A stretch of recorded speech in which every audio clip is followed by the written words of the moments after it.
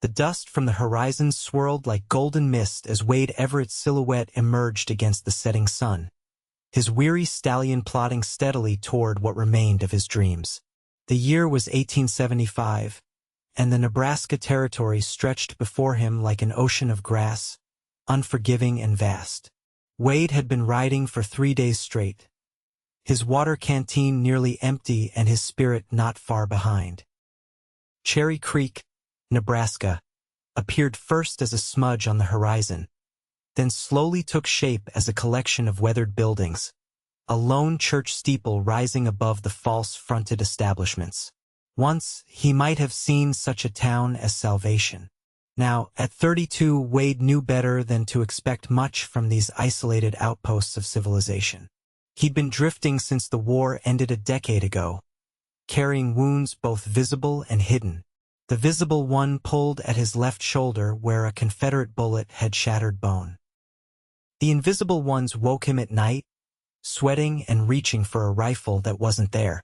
"Easy, Duster," Wade murmured to his chestnut stallion as they approached the town limits. "Let's see if they've got water and grain for you, maybe something stronger than water for me." The main street of Cherry Creek was oddly quiet for mid-afternoon. A few men gathered on the porch of what appeared to be the general store, their faces turning in unison as he approached. Their expressions weren't the usual curious assessment of a stranger. There was something harder in their eyes. Wade tipped his hat, a gesture of courtesy that went unreturned. He guided Duster to the water trough outside the livery stable, letting the horse drink while he assessed the town. Something felt wrong. Where were the women? Most frontier towns bustled with activity, women hanging laundry, children playing in the street, the normal rhythm of life. But Cherry Creek seemed populated almost exclusively by men, their faces set in stern lines. "Your horse can drink, but don't plan on staying long," came a gruff voice.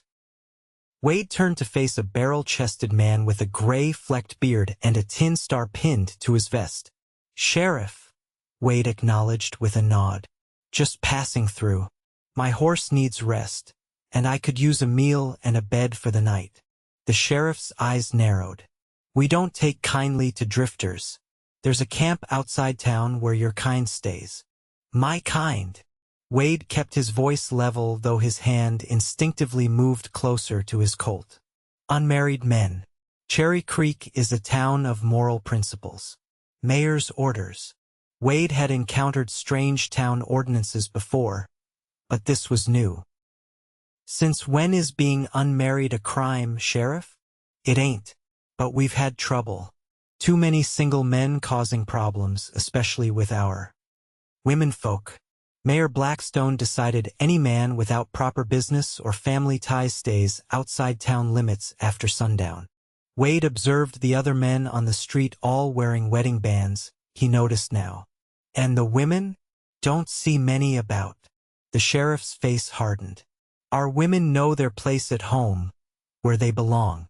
You do well to mind your own business, stranger." Wade nodded slowly, understanding building. He'd seen this before, towns where fear had twisted into control, where one person's vision of order crushed all beneath it. "I'll be moving on then," he said, though he had no intention of leaving just yet. Something about the sheriff's words and the unnatural stillness of the town nagged at him. He led Duster down the main street, feeling eyes tracking his movement. At the edge of town stood a small building with smoke rising from its chimney. A weathered sign proclaimed it Jeb's Eatery. Inside, the establishment was nearly empty except for an elderly man wiping down tables and a young woman with copper-colored hair pulled into a severe bun. She wore a plain dress that couldn't quite disguise her natural beauty, and when she looked up at Wade's entrance, he was struck by the wariness in her hazel eyes. "We're closing," she said immediately. "Sun's still up," Wade replied, removing his hat. "I've been riding 3 days. Just need something hot before I move on." The old man, presumably Jeb, glanced nervously toward the windows. "Quick meal then. Julia, get the man some stew." The woman Julia hesitated before disappearing into the kitchen. Wade took a seat facing the door, an old habit from too many years watching his back. Passing through, Jeb asked, his voice low. "Seems I have to," Wade replied. "Your sheriff made it clear I'm not welcome." Jeb nodded, glancing toward the kitchen. Cherry Creek wasn't always like this. Used to be a good place. What changed? Mayor Blackstone took over 5 years back. After his wife died, something in him changed. Started with rules about public decency. Ended with... He trailed off as Julia returned carrying a steaming bowl. She placed it before Wade without meeting his eyes. He noticed a yellowing bruise on her wrist as she withdrew her hand. "Thank you, Mississippi?" "Julia," she replied softly. "Julia Rowe." "Wade Everett." He offered his hand, which she hesitantly shook. Her fingers were rough with work but still graceful. "This your father's place?" "Uncle," she corrected, withdrawing her hand quickly. "My parents died of fever when I was 15. Uncle Jeb took me in." "Julia," her uncle warned quietly. "The mayor's men will be making their rounds soon." Wade watched as fear flickered across her face. "What happens during these rounds?" Julia's eyes darted to the window. "They check that all women are accounted for. We have a curfew. No woman is permitted on the streets after 4 o'clock without a male relative or husband." "That's not a town law," Wade said. "That's imprisonment." "It's for our protection," she recited, but her eyes told a different story. "Julia," Jeb hissed, "don't talk that way to strangers." Wade took a spoonful of stew, which was surprisingly good. "How many women in town are actually treated this way?" Jeb shook his head desperately, but Julia answered anyway. "All of us, 27 women and girls. The married ones have it better, if their husbands are kind. The rest of us." She gestured vaguely to her bruised wrist. "Mayor's son," Jeb explained reluctantly, "thinks he has rights to any unmarried woman. Julia fought back last week." Wade felt a familiar anger stirring. He'd seen too much injustice during and after the war, had promised himself he wouldn't look away again. "And the sheriff allows this?" "Sheriff's the mayor's cousin," Julia said bitterly. 3 women tried to leave last month. They were brought back, publicly whipped for immoral intentions. One was just 16. Wade finished his stew in silence, his mind working. He'd intended to pass through, continue north to Montana Territory, where a former Army friend had offered him work on a cattle ranch. Cherry Creek's problems weren't his concern. Except they were. Because Wade Everett had spent too many years watching good people suffer while he did nothing. "I'll be camping outside town tonight," he said finally, placing coins on the table. "If anyone needed to find me." Julia's eyes widened slightly at his implication. Jeb looked terrified. "We don't need more trouble," the old man whispered. "They'll kill you, then punish us for talking to you." "Sometimes trouble is exactly what's needed," Wade replied, settling his hat back on his head. "Thank you for the meal, Miss Rowe." As Wade stepped outside, he noted the lengthening shadows. Men were beginning to emerge from businesses, heading homeward with purposeful strides. Down the street, he spotted a group of 4 men in matching dark vests, the mayor's men. He presumed moving methodically from building to building. Wade led Duster toward the edge of town but stopped at the livery stable. The stable hand, a gangly youth of perhaps 18, eyed him nervously. "Care for my horse overnight," Wade said, handing over Duster's reins along with a silver dollar. "I'll collect him in the morning." "You ain't supposed to stay in town, mister," the boy mumbled. "I'm not, but my horse deserves better accommodations than I do," Wade replied with a wink. "What's your name, son?" "Tom, sir. Tom Miller." "Well, Tom, I might need information about this town. Would another dollar loosen your tongue? The boy glanced around furtively before nodding. What do you want to know? Wade spent the next 10 minutes learning the layout of Cherry Creek, the mayor's residence, and most importantly, where the women who had no families were housed. It's called the Women's Home, Tom explained, but it's more like a prison. They work at assigned jobs during the day: laundry, cooking, sewing. Return at night under guard. And no one objects to this? Tom looked at his feet. Those who did ain't here anymore. Some left. Others had accidents. Wade thanked the boy and headed out of town, finding a small copse of trees near a creek that gave the town its name. He made camp, built a small fire, and settled in to wait. If Julia or anyone else sought him out, he would be visible enough from town. As darkness fell, he thought about what he'd learned. Cherry Creek's situation wasn't unique. He'd seen towns controlled by cruel men before. What made this different was the systematic oppression of the women, treated as property to be controlled. The sound of approaching footsteps jolted Wade from his thoughts. His hand moved to his revolver as a figure emerged from the darkness. Julia, her copper hair now loose around her shoulders, her breath coming in quick gasps. You shouldn't have come, Wade said, standing to meet her.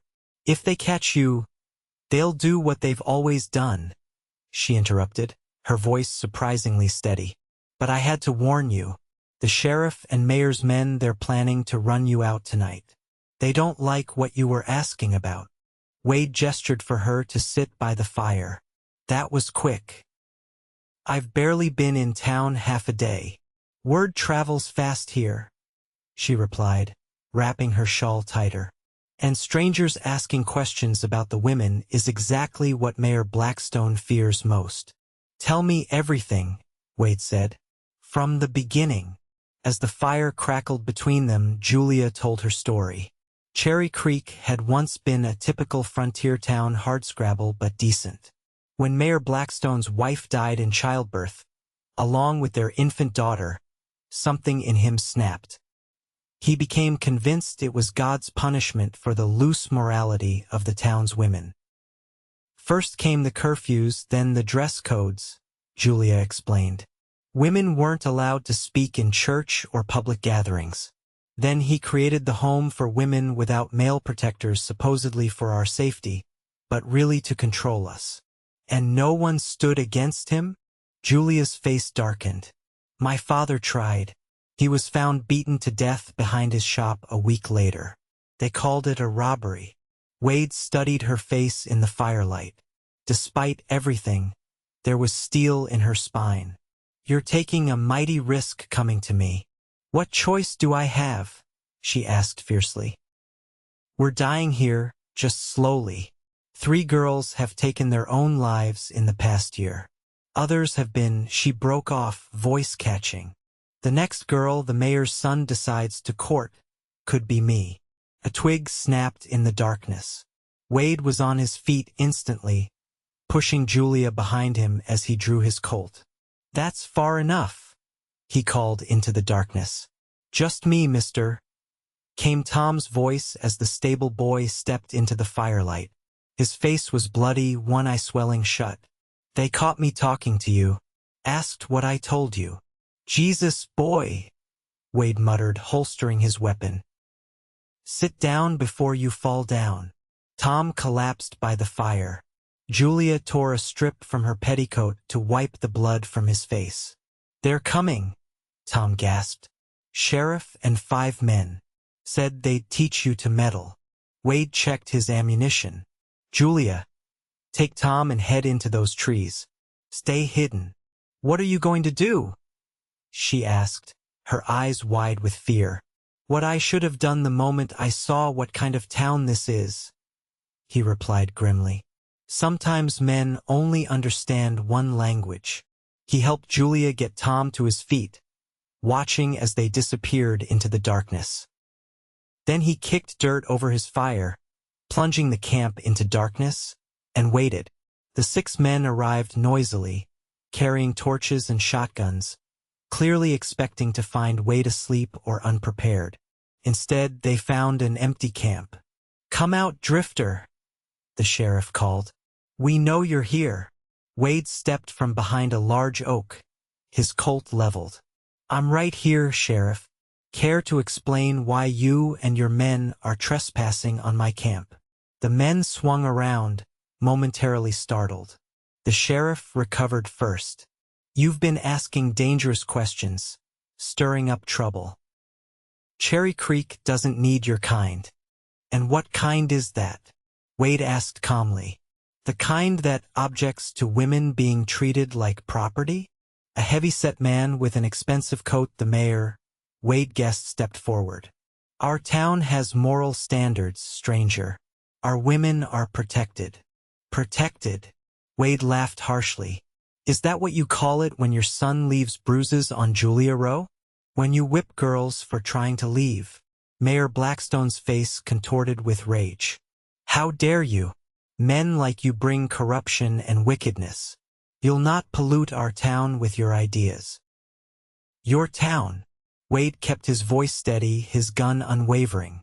"Seems to me a town belongs to all its people, including the women you've imprisoned." "Enough talk," the sheriff growled, raising his shotgun. "You're leaving tonight, or we're burying you here." 6 against 1, Wade observed. "Those odds might favor you if you were faster than me. But I guarantee I'll take at least 3 of you with me. Who wants to be first?" A tense silence fell over the clearing. None of the men seemed eager to test Wade's promise. "There's another way," Wade continued. "You all turn around, go back to town, and tomorrow we discuss how things are going to change in Cherry Creek." The mayor sputtered indignantly. "You presume to dictate terms to us? We are God-fearing men protecting our community." "You're tyrants," Wade corrected him. "And tyrants eventually fall." One of the men, younger than the others, with the same jutting chin as the mayor, suddenly raised his rifle. "I'm not taking orders from some drifter." Wade recognized the mayor's son by the description Julia had given. Before the young man could fire, Wade's shot rang out, the bullet striking the rifle and sending it spinning from his grasp. "Next one goes through your hand," Wade warned. "Or worse." Chaos erupted as men dove for cover. Wade rolled behind a tree as shotgun blasts splintered bark around him. He fired twice more careful shots aimed at weapons, not men. He had no desire to kill if it could be avoided. A bullet grazed his arm, burning like fire. Wade hissed in pain but maintained his position.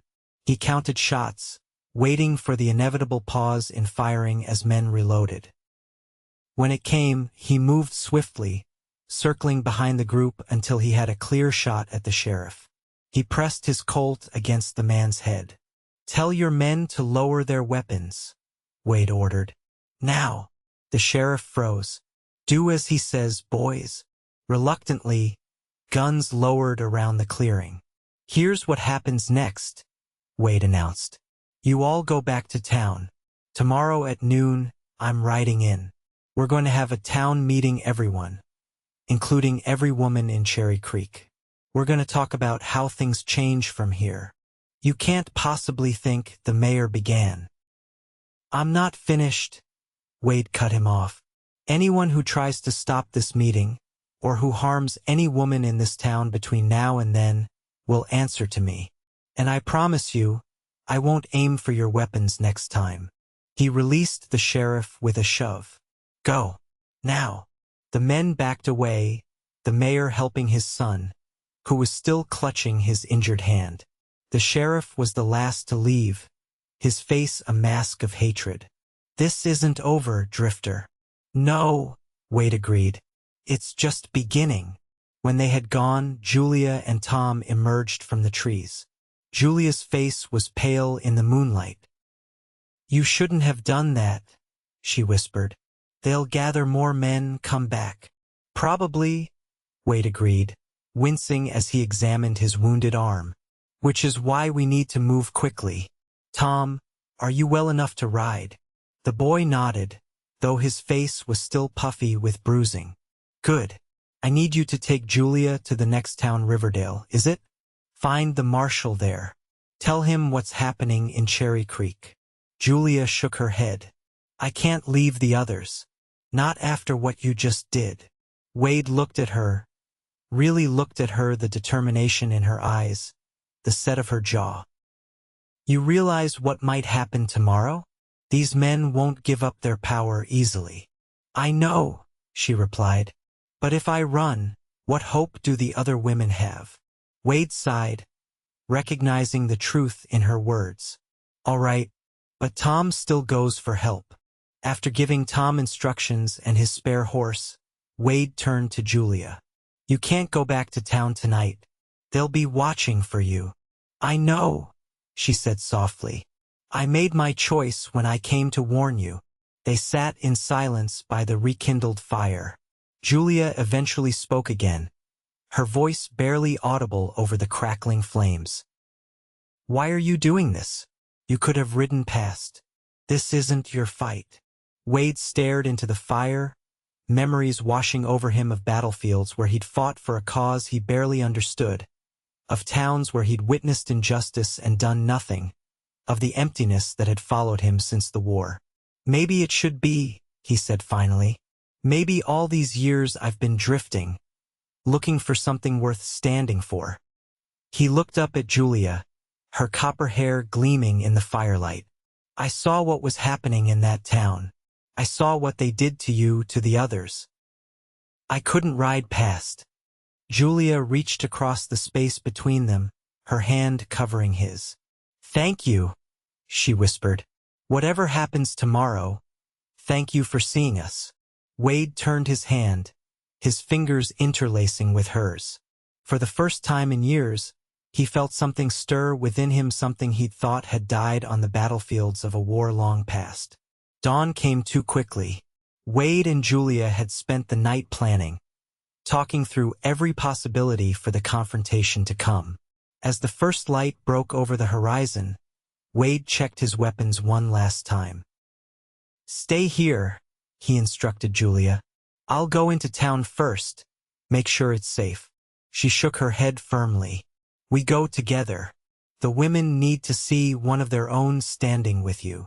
Wade wanted to argue but recognized the wisdom in her words. Together, they walked toward Cherry Creek as the sun rose higher in the sky. The town appeared deserted as they approached.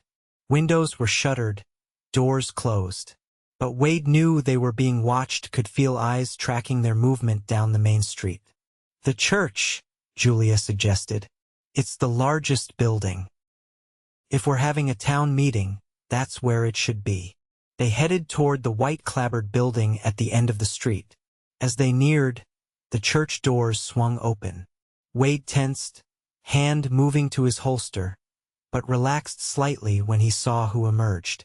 An older woman with silver-streaked black hair stood in the doorway, her face lined with years of hardship but her eyes bright with something that looked remarkably like hope. Mrs. Patterson, Julia breathed, quickening her pace. Julia Rowe, the woman replied, her voice breaking. Child, we thought you'd been caught. I'm here, Julia assured her, embracing the older woman. And I've brought help. More women appeared in the doorway behind Mrs. Patterson, young and old, their faces showing a mixture of fear and determination. We heard about what happened last night, Mrs. Patterson explained. Word spread quickly. We decided to gather here, all of us. All the women? Wade asked, surprised. Mrs. Patterson's smile was grim. Every last one, even the married ones. Some had to slip away while their husbands slept. But they came. Wade felt a surge of admiration. These women had endured years of oppression, yet still found the courage to stand together when given even the slightest chance. Where are the men? He asked, scanning the still empty street. Town Hall, one of the younger women supplied. Mayor called an emergency meeting. They've been there since dawn. Wade nodded. Then we should join them. The town hall stood across from the church, a sturdy two-story building that also housed the sheriff's office and jail. As Wade, Julia, and the procession of women approached, the front doors burst open. The mayor, sheriff, and what appeared to be every adult male in Cherry Creek spilled out onto the street. They stopped short at the sight, before them 27 women standing together, Julia and Wade at their center. "What is the meaning of this?" Mayor Blackstone demanded, his face flushing with anger. "Ladies, return to your homes immediately." None of the women moved. "I believe I mentioned a town meeting," Wade said calmly. "Seems the ladies decided to attend." "This is outrageous," the mayor sputtered. "Sheriff, arrest this man for inciting rebellion." The sheriff hesitated, his hand on his gun. The women had formed a protective circle around Wade and Julia. "You'll have to go through all of us," Mrs. Patterson declared, her voice carrying across the tense silence. The mayor's son pushed forward. "This is absurd, Father. They're just women. Just women." Julia stepped forward, her voice stronger than Wade had yet heard it. "We've built this town alongside you. We've borne your children, buried your dead, tended your sick, cooked your meals, washed your clothes. We are not just anything." Murmurs rippled through the gathered men. Wade noticed some shifting uncomfortably, unable to meet the eyes of their wives and daughters. "This stranger has poisoned your minds," the mayor insisted. "He knows nothing of our town, our ways." "I know enough," Wade replied. "I know you've used fear and scripture to control these women. I know you've beaten those who resist and driven away those who question your authority." He turned to address the men of Cherry Creek directly. "Is this really the town you want? Where your daughters live in fear? Where your wives cannot speak freely? Where cruelty is justified as protection?" An older man with a blacksmith's build stepped forward. "Mayor's been saying it's for their own good. That women need guidance, like the Bible says." "The Bible also speaks of love and kindness," Mrs. Patterson countered. "Where is the love in what's been done to us?" The tension in the air was palpable. Wade could see the moment was balanced on a knife's edge. It could tip toward violence or change. "Let me tell you what I've seen in this town," he said, his voice carrying across the gathered crowd. "I've seen women with bruises they try to hide. I've seen fear in the eyes of girls who should be looking toward bright futures. I've seen men who've forgotten that strength isn't about control, it's about protection and respect." He gestured to the women surrounding him. "These women aren't asking for special treatment. They're asking for the same dignity every human deserves. The right to speak, to move freely, to make their own choices. This isn't some eastern city with loose morals," the mayor protested. "The frontier is dangerous. Women need protection. Protection isn't imprisonment," Julia countered. "We know the dangers of frontier life better than anyone. We've buried husbands and children. We've faced disease and hardship. We don't need to be locked away, we need to be respected as partners in building this town." A middle-aged man pushed his way to the front. Wade recognized him as the general store owner. "Martha," he called to a woman in the crowd. "Is this true? Have you felt imprisoned?" The woman nodded, tears streaming down her face. "For years, William. Couldn't tell you. I was afraid." Similar exchanges broke out across the gathering as husbands confronted the reality their wives had been living. Not all were receptive. Some grew angry, shouting about tradition and order. But others looked troubled, as if seeing their town clearly for the first time. The mayor, seeing he was losing control of the situation, made a desperate move. He drew a pistol, aiming it directly at Wade. "This ends now. I won't let some drifter destroy everything we've built." Wade didn't flinch, though his hand hovered near his holster. "Put it down, Mayor. No one needs to die today." "Father, don't." The mayor's son stepped forward, surprising everyone. "This isn't right. None of this has been right." For a moment, the mayor's hand wavered. Then his face hardened again. "Get out of my way, boy." What happened next unfolded in seconds that seemed to stretch like hours. As the mayor steadied his aim at Wade, Julia lunged forward. The gun discharged with a thunderous crack. Wade moved instinctively, drawing and firing in one fluid motion. The mayor staggered backward, his pistol dropping from nerveless fingers as Wade's bullet found his shoulder. Julia stumbled, clutching her side where the mayor's bullet had grazed her. Wade was at her side instantly, supporting her weight. "How bad?" "Just a scratch," she gasped, though blood soaked her dress. The sheriff started forward, but found himself facing a wall of determined women. Behind them, several men from the town stepped up as well, including the blacksmith and general store owner. "That's enough, Sheriff," the blacksmith said firmly. "Mayor just shot an unarmed woman. I think we've all seen enough of his kind of leadership." The tension broke. Town members rushed to assist, some helping the wounded mayor, others coming to Julia's aid. The sheriff, seeing the tide had turned, slowly unbuckled his gun belt and set it aside. "Get the doctor for Miss Rowe and the mayor," he ordered one of his deputies. To Wade, he added grudgingly, "Seems you were right, stranger. Things needed to change." The next few hours passed in a blur of activity. Julia's wound was indeed superficial, painful, but not dangerous. The mayor's injury was more serious, though not life-threatening. While the doctor treated both, an impromptu town council formed in the town hall. Wade stood back, watching as the people of Cherry Creek, men and women together, began the difficult work of reimagining their community. The women's home was immediately disbanded, its residents free to find other accommodations. A committee was formed to review and revise the town's regulations. As evening approached, Wade found Julia sitting on the steps of the church, her side bandaged beneath a fresh dress borrowed from Mrs. Patterson. "How are you feeling?" he asked, settling beside her. "Sore," she admitted with a small smile, "but better than I have in years."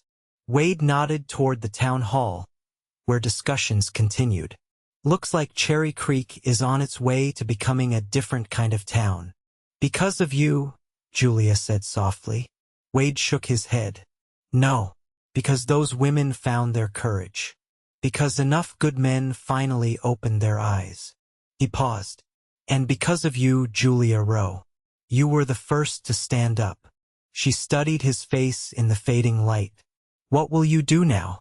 Continue north as you planned?" The question hung between them, freighted with unspoken possibilities. Wade had intended to stay just long enough to ensure the women's safety. But something had changed in him since riding into Cherry Creek, something he hadn't felt in a very long time. "I'm thinking I might stay a while," he said carefully. "This town could use some help rebuilding. If you think there might be a place for me here." Julia's smile bloomed slowly, transforming her face. "I think Cherry Creek might be exactly where you belong, Wade Everett." Their hands found each other, fingers intertwining as naturally as if they'd done so 1,000 times before.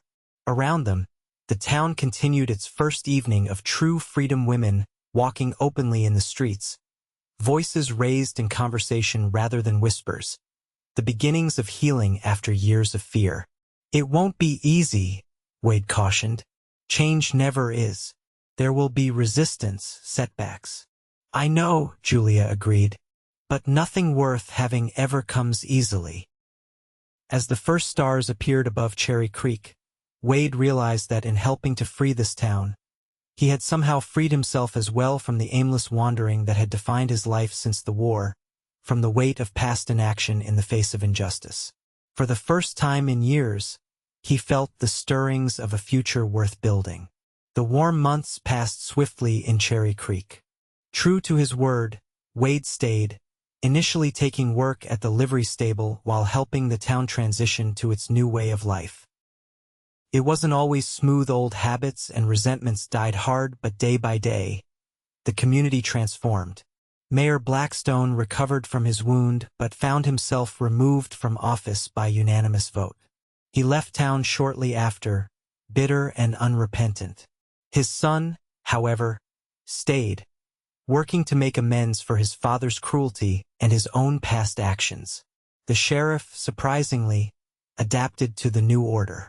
With the mayor's influence gone, he returned to being what he'd once been, a decent lawman who enforced the rules fairly. Julia flourished in the changing town. She and Mrs. Patterson established a school where girls and boys studied together. When not teaching, Julia worked alongside her uncle at the eatery, which was now thriving as the social center of Cherry Creek. Wade and Julia's courtship progressed naturally, unhurried yet purposeful. They learned each other's stories: Wade's childhood on a Pennsylvania farm, his reluctant service in the Union Army, the years of drifting after the war, Julia's dreams of becoming a teacher, interrupted by her parents' deaths and the town's descent into oppression. By autumn, when the Nebraska prairie turned golden and the harvest was gathered, Wade knew with certainty that his wandering days were over. On a crisp October evening, as they walked along Cherry Creek with leaves crunching beneath their feet, he asked Julia to be his wife. "I don't have much to offer," he admitted. "No land, no fortune. Just a drifter who found something worth stopping for."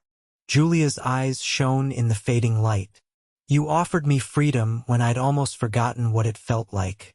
You offered this town a chance at redemption. That's worth more than any fortune." They were married on Thanksgiving Day in the church that had once preached women's submission but now celebrated their equality. The entire town attended a community healing together, building something new from the ashes of fear and control. Winter brought snow and the comfortable rhythms of a town battening down for the cold months. Wade and Julia moved into a small house near the school, which Wade had spent weeks renovating. In the evenings, they would sit by the fire, Wade whittling or cleaning his guns, Julia reading or preparing lessons, both of them savoring the quiet contentment of having found their place in the world. Spring arrived with its promise of renewal. Cherry Creek blossomed along with the wildflowers dotting the prairie. Women walked freely through town, some even opening businesses of their own. The general store now had a woman clerk. A seamstress had established her own shop rather than working from the back room of someone else's establishment. It was in that same spring that Julia shared news that filled Wade with wonder and terror in equal measure. They would have a child by year's end. As Wade placed his hand on Julia's still flat stomach, he felt a fierce protectiveness coupled with determination that his child would grow up in a world better than the one he had known. "Boy or girl, this child will know freedom," he vowed, "and kindness. Because of you," Julia reminded him, "because you couldn't ride past injustice." Wade shook his head. "Because brave women refused to accept cruelty as their due. I just helped even the odds a bit." Summer brought visits from the territorial marshal, who'd been alerted by Tom's message months earlier. He was impressed by the changes in Cherry Creek, noting it could serve as an example for other frontier towns where similar problems festered beneath the surface. "We need men like you in the territorial service," he told Wade one evening. "Men who stand up for what's right, even when it's not convenient." Wade considered the offer but ultimately declined. "My place is here now," he said, glancing toward Julia, her pregnancy beginning to show. "But if you ever need help nearby, I'm willing." As autumn painted the prairie in russet and gold once more, Wade found himself reflecting on the strange turns life could take. A year ago, he had been a drifter with no destination, a man haunted by the past with little hope for the future. Now he was a husband, soon to be a father, with roots sinking deep into a community that had transformed itself from a place of oppression to one of opportunity. The child a boy they named William, after Wade's father arrived on a cold December night with a snowstorm raging outside. As Wade held his son for the first time, the tiny fingers wrapping instinctively around his calloused thumb, He made a silent promise to ensure that William would grow up understanding that true strength came not from domination but from protection, not from control but from respect. Over the following years, Cherry Creek continued to evolve. The railroad finally reached them in 1878, bringing new opportunities and challenges. Wade eventually accepted a position as deputy sheriff, working alongside the reformed lawmen to maintain the town's newfound balance of justice. Julia's school flourished, eventually expanding into a proper schoolhouse with 2 additional teachers, both women who might once have been confined to the women's home, but now shaped the minds of the next generation. By the time William was joined by a sister, Elizabeth, in 1880, Cherry Creek had become known throughout the territory as a place where women and men worked side by side to build a community worth preserving. Other towns sent representatives to learn how Cherry Creek had managed such a transformation. Julia often spoke to these visitors, telling the story of a town redeemed by courage and a drifter who couldn't look away from injustice. Wade would listen to these recountings with a mixture of pride and humility. He knew that what had happened in Cherry Creek wasn't solely his doing, it had required the collective will of an entire community to change. But he also knew that sometimes all it took was one person willing to stand against cruelty to tip the balance toward justice. On the 5th anniversary of his arrival in Cherry Creek, Wade took his family to the spot where he had first camped outside town, where Julia had risked everything to warn him, where they had first joined hands in the firelight. Now their children played among the same trees while Wade and Julia watched, fingers intertwined as naturally as breathing. "Do you ever miss it?" Julia asked suddenly. "The drifting, the freedom of the open road?" Wade considered the question seriously, looking out over the prairie that stretched toward the horizon. Once, that vista had represented escape, endless possibility. Now it was simply the beautiful backdrop to a life more fulfilling than any he could have imagined. "No," he answered truthfully. "I was never free when I was drifting. I was running from memories, from responsibility, from connection." He squeezed her hand. "Real freedom is this choosing to stay, to build, to love, even when it's hard." Julia leaned against his shoulder. "I'm glad you rode past Cherry Creek that day. I'm even more glad you couldn't just keep riding." Wade watched as William helped his little sister pick wildflowers, the boy's protectiveness toward his sister a reflection of the values they'd worked to instill.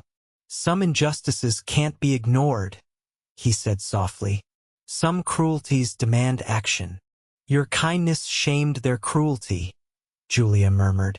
"That's what Mrs. Patterson always says when she tells the story. That when you stood against the mayor and his men, your kindness made their cruelty impossible to ignore any longer." Wade hadn't thought of it that way, but perhaps there was truth in it. In a world that often rewarded harshness, sometimes the most revolutionary act was simple humanity, seeing people suffering and refusing to look away. As the sun began its descent toward the horizon, painting the sky in brilliant oranges and pinks, the Everett family gathered their belongings and headed back toward town. William rode proudly atop Duster, who had grown old in Cherry Creek's pastures but still carried himself with dignity. Elizabeth sat before Wade on his newer mount, chattering excitedly about the butterflies she'd seen. Julia walked beside them, her copper hair now streaked with the occasional strand of silver, her face lined with the experiences of a life fully lived. To Wade, she had never been more beautiful, her strength and compassion visible in every gesture, every expression. The silhouette of Cherry Creek appeared on the horizon, no longer a place of fear and oppression, but a community where justice and kindness had taken root and flourished. As they approached, townspeople called greetings, children ran to play with William and Elizabeth. Women and men alike nodded respectfully to the family that had helped transform their home. That night, with their children asleep and the house quiet around them, Wade and Julia sat on their porch watching the stars emerge above the Nebraska prairie. Their hands found each other in the darkness, a connection as essential as heartbeats. "I never thought I'd find this," Wade confessed. After the war, I believed peace was something meant for other men, not soldiers who'd seen what I'd seen. Julia's fingers tightened around his. Perhaps that's why you recognized the lack of peace in Cherry Creek so quickly.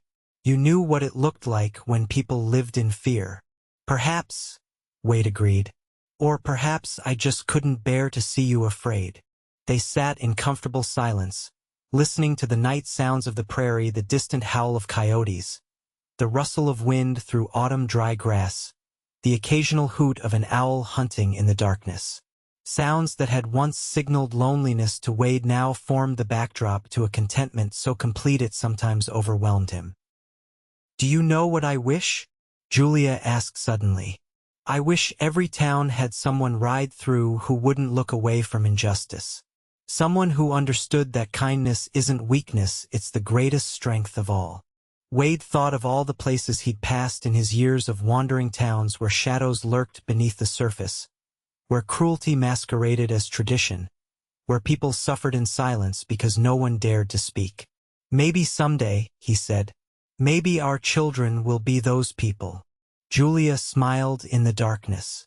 They already are.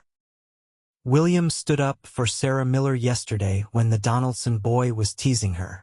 Said everyone deserves respect, even if they're different. Pride warmed Wade's chest. He's his mother's son. And his father's, Julia countered. Never forget that you're the man who couldn't ride past injustice. That legacy will outlive both of us. As the stars wheeled overhead and Cherry Creek slept peacefully around them, Wade Everett, once a drifter, now a husband, father, and cornerstone of his community, embraced the path his life had taken. Not the endless horizon he'd once chased, but the deeper journey of building something that would endure beyond his years. In that moment, with Julia's hand in his and their children sleeping safely nearby, he understood that true freedom had never been found on dusty trails or distant horizons. It had been waiting here all along, in the courage to stand against cruelty, in the strength to choose kindness, in the wisdom to know that some journeys weren't about distance but about depth. And as the night deepened around them, Wade knew with absolute certainty that he had finally, truly come home.